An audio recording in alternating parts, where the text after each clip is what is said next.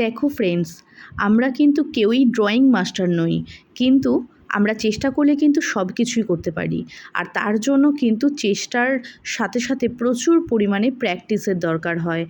আর আমরা তো জানি আইশ্যাডো প্যালেট প্রচুর আছে, তবে পিগমেন্টেড একটা দুটো তিনটে আইশ্যাডো প্যালেট থেকেই কিন্তু আমরা কালার মিক্স অ্যান্ড ম্যাচ করে নানান টাইপের আইশ্যাডো করতে পারি।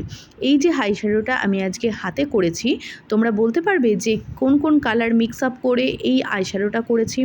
দেখো, আমি তোমাদেরকে বলে দিচ্ছি, একটা লাইট পিঙ্ক কালার, একটা লাইট ব্রাউন কালার আর ডিপ পিঙ্ক কালার।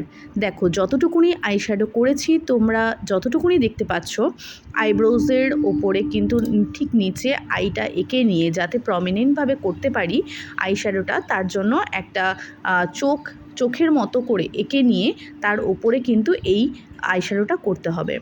আর দেখো, আমি ক্রিজ লাইন করেছি, খুব সুন্দর একটা লাইট শেডের কনসিলার নিয়ে আমি এই কিন্তু ক্রিজ লাইনটা করে নিয়েছি। যেমন আমাদের চোখের ওপরে আইলিডের ক্রিজ লাইন হয়, ঠিক সেইভাবে প্রমিনেন্টভাবে এই ক্রিজ লাইনটা করতে হবে। দেন দেখো, একটা ডিপ পিঙ্ক এবং একটা রেডের ডিপ কালার নিয়ে আমি কিন্তু মিক্স আপ করে একদম কর্নার থেকে করে নিয়েছি। তারপরে একটা পিঙ্ক কালার নিয়ে সেই শেডটার সাথে মিক্স আপ করে দিয়েছি। কোনো শেডের সাথে দেখো, এখানে 4-5 রকমের কালার মিক্স করা আছে আইশ্যাডোর, কিন্তু কোনো কালারের হার্শ লাইন কি তোমরা দেখতে পাচ্ছ? ঠিক এইভাবেই কিন্তু স্মার্চ করতে হবে।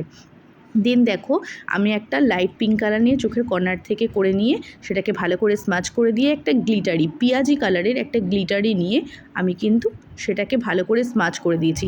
গ্লিটারটা নিয়েও কিন্তু খুব সুন্দরভাবে স্মাচ করে দিতে হবে, যাতে কোনো হার্শ লাইন না বোঝা যায়। দেন দেখো, আমি চোখটাকে প্রমিনেন্ট করে আইল্যাশটা যেরকম আমাদের পরানো হয়, আমরা যেরকম ক্লায়েন্টকে পরাই, ঠিক সেই রকমভাবেই কিন্তু আমাদের হাতের ওপরে ড্র করে নিতে হবে। সুন্দরভাবে তৈরি হয়ে গেল একটা খুব সুন্দর আইশ্যাডো পিঙ্কের ওপরে। দেখো, তোমরাও কিন্তু এটা খুব সুন্দরভাবে প্র্যাকটিসের মাধ্যমে করে ফেলতে পারো।